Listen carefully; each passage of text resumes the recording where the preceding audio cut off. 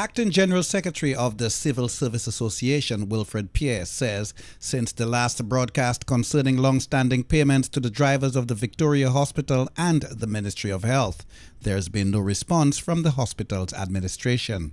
Nothing has happened. We had written to the Ministry of the Public Service and copied it to the Ministry of Health, indicating that the drivers would have a meeting, and the drivers would have the meeting and had a meeting to discuss the long outstanding issue affecting them in terms of overpayment. Not overpayment, but payment that was due to them for overtime.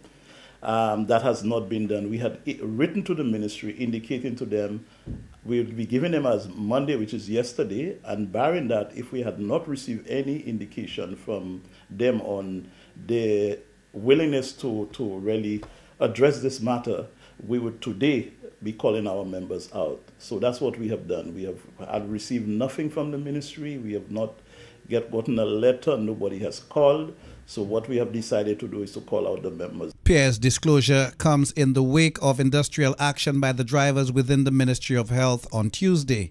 The Acting General Secretary says the CSA has been understanding towards the hospital's administration, but the same approach has not been reciprocated. We had a situation where one of our members had to take somebody to the hospital. I think it was from Victoria Hospital to Tapia for a CT scan, and we had to allow it because, I mean, that is a serious situation.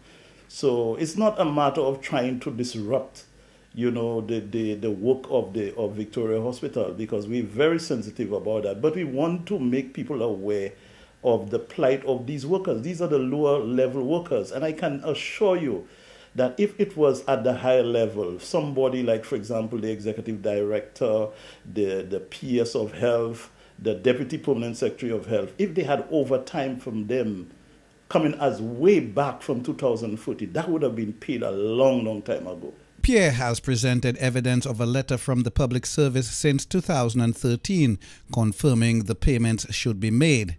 One employee produced a letter from his attorney stating the breach of contract by the hospital's administration. For the DBS News World, I am Alex Bousquet.